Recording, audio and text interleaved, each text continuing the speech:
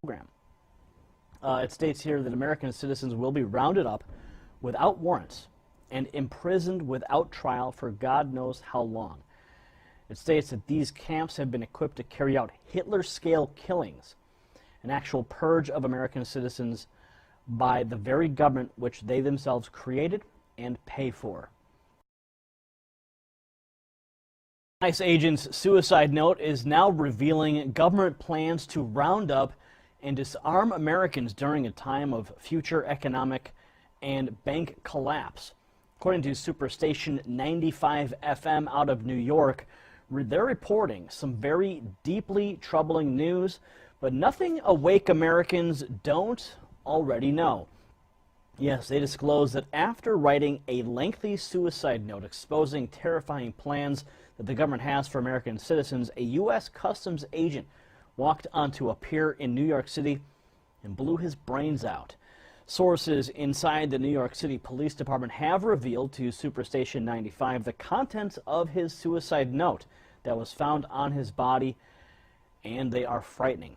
The note outlines why the officer chose to shoot himself. Quote, this is the words of his note: "The America I grew up in and cherished has been murdered by its own federal government.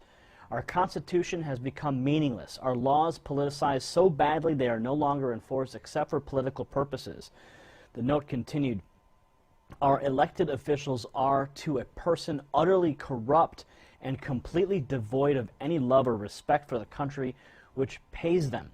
To them, everything is about getting and keeping power and making illicit money from backroom deals."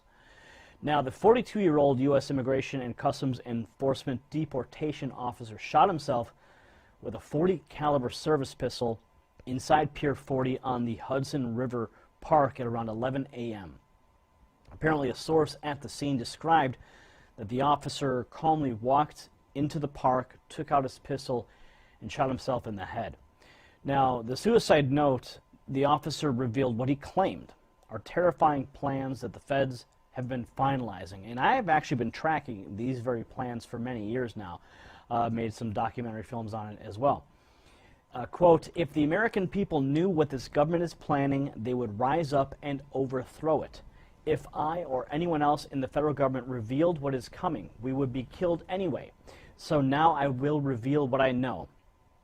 We in federal law enforcement have been drilling for several years to control riots and uprising from a coming financial collapse and widespread bank failure. The drills involve life-size images of American men, even women and children, whom we are told to shoot for practice and to get used to it. We've been told that the economy is terminally ill and we will fail in 2016. We are also told that the banks are insolvent and the FDIC doesn't have nearly enough funds to bail out depositors. We are told that these events are unavoidable, and it is imperative that the U.S. government survive when people rise up over this. When the collapse takes place, detention camps created under the Rex 84 program in the 1980s to house illegal aliens whom we're going to deport will instead be used to imprison American citizens whom the government feels constitute a threat." Wow, that's stuff that I've actually been covering for a long time. Rex 84, the FEMA camps, you know, that whole element, the continuity of government program. It states here that American citizens will be rounded up without warrants and imprisoned without trial for God knows how long. It states that these camps have been equipped to carry out Hitler-scale killings, an actual purge of American citizens by the very government which they themselves created and pay for. And he wrote, "I cannot be party to this." Wow, it's a very lengthy note, and I'm only reading part of it here. It goes on to say that the government knows the military will rise up to stop this, so our military is being deployed overseas and intentionally involved in foreign fights so they cannot be here to help Americans. Certainly a frightening future painted by this suicide note, and so frightening, in fact, that this agent took it upon himself to kill himself, to relieve himself of the burden that he felt that his own job and his own participation in this program placed upon him.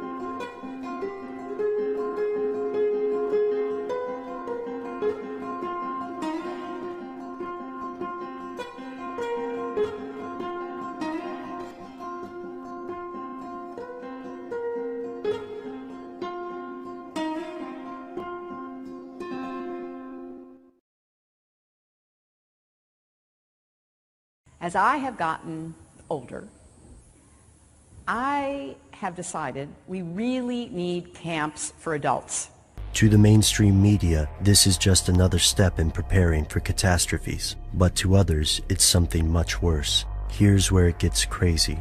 According to broadcaster Alex Jones, FEMA is a front for a secret government, and the housing locations will actually serve as quarantine centers or internment camps. This is not an unfounded fear. After all, during World War II, the US forced over 100,000 Japanese Americans into government camps for the duration of the conflict. And civil unrest could be considered a domestic emergency. How would this insurrection occur? Theorists cite any number of possible causes, from the establishment of a one-world government to a national pandemic. Some believe a global elite of bankers and aristocrats may artificially create a disaster to trigger a massive incarceration of US citizens who object to the plan, whatever that plan might be. Fringe researcher Mary Louise alleges that FEMA keeps a red list and a blue list, where people on the blue list will be shipped to camps for quarantine or re-education, while those on the red list will be executed. Skeptics rightly point out that this conspiracy requires an amazing, even implausible, level of organization.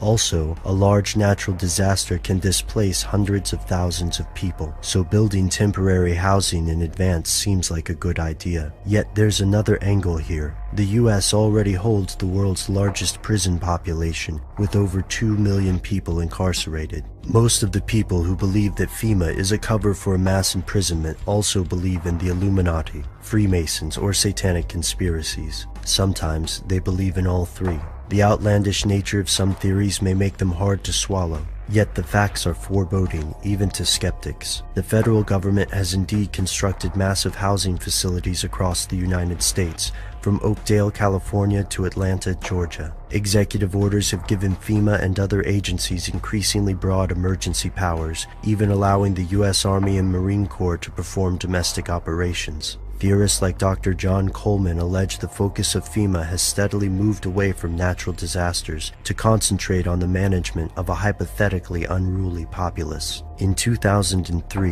FEMA was incorporated into the Department of Homeland Security. To most Americans, this is just another game of bureaucratic musical chairs. However, it makes perfect sense to conspiracy theorists. Before you reject this theory, take a look at the laws surrounding the Constitution, FEMA, Homeland Security, and other related agencies. Pay close attention to Rex 84, the Patriot Act extensions, Operation Garden Plot, and the executive orders that created FEMA. Conspiracy theorists think these documents are only the tip of the iceberg. The rest, for now, is stuff they don't want you to know.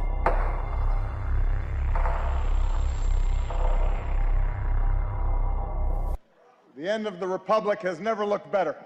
Last March, DHS bought 450 million bullets, and in September, another 200 million. That's in addition to a reported 1.6 billion rounds they already have. So during the height of the Iraq War, U.S. soldiers used about 5.5 million rounds of ammunition every month. If you do the math here, that means the Department of Homeland Security has enough bullets to wage a full-scale war for the next 30 years. DHS says the bullets are needed for training, but military veteran Richard Mason is doubtful. We never trained with hollow points. We didn't even really see hollow points my entire 4.5 years in the Marine Corps. Why would they need all those hollow points? This is our government buying up bullets to use against us. You know, you have true weapons of war here that are being purchased. I'm Judge Andrew Napolitano here, defending freedom, defending your natural rights, and defending your right to have a government that stays within the confines of the Constitution. Barack Obama, what are your thoughts on the Declaration and Constitution? You know, I think it's a remarkable document.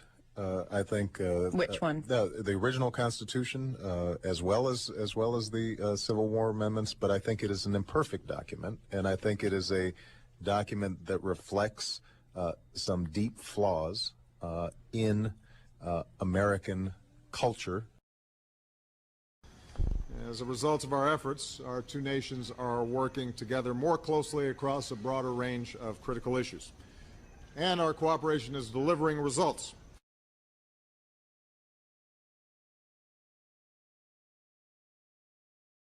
We demand the full implementation of all relevant UN Security Council resolutions.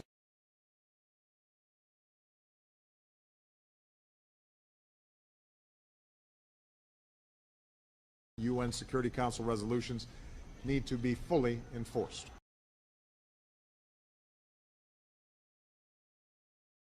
It's time to wake up, folks. Why do you think the U.S. government is stockpiling as much ammo and weapons as it can, while at the same time it's trying to take ours?